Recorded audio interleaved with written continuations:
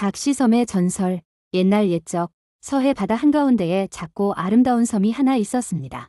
사람들은 그 섬을 각시섬이라 불렀는데 그에는 애절하고도 신비로운 전설이 깃들어 있었습니다. 섬의 모양이 마치 곱게 단장한 새색시가 바다를 바라보며 서 있는 것 같다 하여 각시섬이라는 이름이 붙었다고도 하고, 실제로 한 아름다운 여인의 한이 서린 곳이라 하여 그런 이름이 생겼다고도 합니다. 지금부터 들려드릴 이야기는 후자에 얽힌 애틋한 전설입니다. 조선 중기 서해안의 작은 어촌 마을에 옥화라는 이름의 처녀가 살고 있었습니다. 옥화는 그 이름처럼 옥같이 맑고 화같이 아름다운 용모를 지니고 있어 마을 사람들은 물론 멀리서 소문을 듣고 찾아오는 이들까지 모두 그녀의 미모에 감탄했습니다. 옥화의 아버지는 마을에서 가장 큰 배를 가진 선주였습니다. 그는 딸의 아름다움을 무척 자랑스러워했지만 동시에 걱정도 많았습니다. 너무 아름다운 딸 때문에 온갖 남자들이 몰려들어 집 앞이 항상 시끄러웠기 때문입니다. 옥화야, 내가 이렇게 아름다우니 아비의 마음이 편할 날이 없구나. 아버지, 걱정 마세요.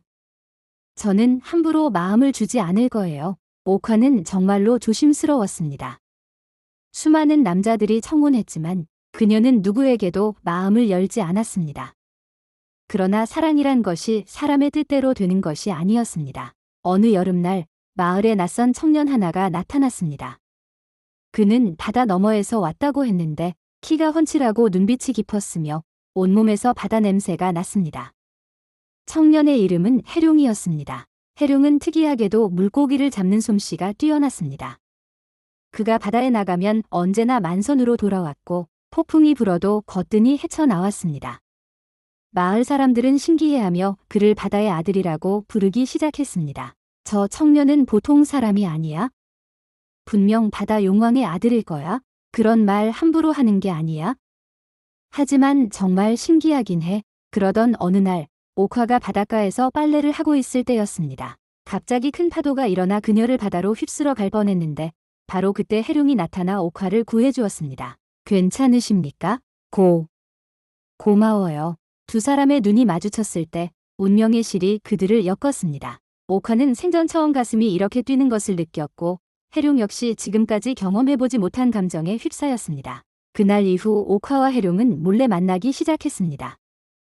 해가 지면 바닷가의 큰 바위 뒤에서 만나 이야기를 나누고 달밤에는 백사장을 함께 거닐었습니다. 해룡 씨, 당신은 정말 어디서 온 분인가요? 마을 사람들이 모두 신기해해요. 옥화 아가씨, 저는 바다 깊은 곳에서 왔습니다. 바다 깊은 곳이요? 해룡은 망설이다가 결국 자신의 정체를 털어놓았습니다. 저는 동해 용궁의 셋째 왕자입니다. 인간 세상이 궁금해 잠시 이곳에 머물고 있는 것입니다. 옥화는 처음에는 믿을 수 없었지만 해룡이 보여준 신비한 능력들을 보고 나서야 그의 말이 사실임을 알게 되었습니다. 해룡은 손짓 하나로 바닷물을 조종할 수 있었고 물고기들과 이야기를 나눌 수 있었습니다. 그렇다면 우리는 결코 함께할 수 없는 건가요? 아닙니다. 제가 방법을 찾아보겠습니다. 당신을 포기할 수는 없어요. 두 사람의 사랑은 날이 갈수록 깊어져 갔습니다. 하지만 용궁의 왕자와 인간 처녀의 사랑은 하늘과 바다가 허락하지 않는 것이었습니다.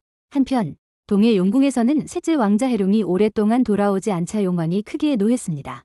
용왕은 하늘의 비를 내리는 중요한 임무를 해룡에게 맡겼는데 그가 나타나지 않아 가뭄이 들기 시작한 것입니다. 해룡이 도대체 어디서 무얼 하고 있는 것이냐? 용왕은 바다의 모든 신하들을 동원해 해룡을 찾았습니다. 마침내 해룡이 인간 세상에서 한 처녀와 사랑에 빠져 있다는 사실을 알게 된 용왕의 분노는 하늘을 찌를 듯했습니다. 감히 용족의 몸으로 인간과 사랑을 하다니. 당장 해룡을 데려오너라. 바다의 신하들이 해룡을 찾아 나섰습니다. 해룡은 옥화와의 마지막 만남에서 이 사실을 알게 되었습니다. 옥화 아가씨, 저는 이제 용궁으로 돌아가야 합니다. 안 돼요. 저를 두고 갈 수는 없어요. 아버지의 명을 거스를 수는 없습니다. 하지만 저는 분명히 다시 돌아올 것입니다. 당신을 잊지 못할 것입니다. 그럼 저도 함께 가면 안 되나요? 해룡은 고개를 저었습니다. 인간은 바닷속에서 살 수 없습니다. 그리고 제 아버지는 절대 우리 사랑을 허락하지 않으실 것입니다. 마침내 작별의 시간이 왔습니다. 바다에서 거대한 파도가 일어나고 그 속에서 용궁의 신하들이 나타났습니다. 왕자님, 어서 함께 가시옵소서. 용왕께서 크게 노하고 계시옵니다. 해룡은 옥화를 끌어안으며 말했습니다. 옥화, 저를 잊지 마세요. 저는 반드시 방법을 찾아 다시 올 것입니다. 해룡씨, 저는 아무리 오래 걸려도 기다릴 거예요. 이 바닷가에서 매일 당신을 기다리겠어요. 두 사람은 눈물을 흘리며 작별했습니다. 해룡은 바닷속으로 사라졌고 옥화는 홀로 바닷가에 남겨졌습니다. 그날 밤부터 옥화는 매일 바닷가에 나가 해룡을 기다렸습니다. 비가 와도 눈이 와도 바람이 불어도 그녀는 자리를 지켰습니다. 한편 용궁으로 돌아온 해룡은 아버지 용왕에게 혹독한 벌을 받았습니다. 내가 용족의 체면을 실추시켰다. 당장 그 인간 여자를 잊어버리고 용궁의 공주와 혼인하라. 아버지, 저는 옥화 없이는 살 수 없습니다. 무엇이라 감히 나에게 대든다는 것이냐. 용왕은 해룡을 깊은 바다 감옥에 가두었습니다. 그리고 옥화를 포기하지 않으면 영원히 갇혀 있어야 한다고 했습니다. 하지만 해룡의 마음은 변하지 않았습니다. 그는 감옥에서도 옥화만을 생각했습니다. 그리고 언젠가는 반드시 그녀에게 돌아가겠다고 다짐했습니다. 한편 해룡의 형들과 용궁의 신하들은 이 상황을 걱정했습니다. 해룡이 없으면 비를 내릴 수 없어 인간 세상에 가뭄이 들 것이고 그렇게 되면 바다와 육지의 균형이 깨질 것이기 때문입니다. 용왕님, 셋째 왕자를 너무 혹독하게 다스리시는 것은 아닌지요? 그놈이 잘못을 뉘우치기 전까지는 절대 용서할 수 없다. 1년이 지나고 2년이 지나도 해룡은 나타나지 않았습니다. 마을 사람들은 옥화를 걱정하며 다른 좋은 남자와 결혼하라고 권했지만 옥화는 고개를 저었습니다. 저는 해룡 씨만 기다릴 거예요. 아무리 오래 걸려도요. 옥화의 아버지도 딸을 설득해 보았지만 소용없었습니다. 옥화는 날마다 바닷가에 나가 해룡이 나타나기를 기다렸습니다. 계절이 바뀌고 또 바뀌었습니다.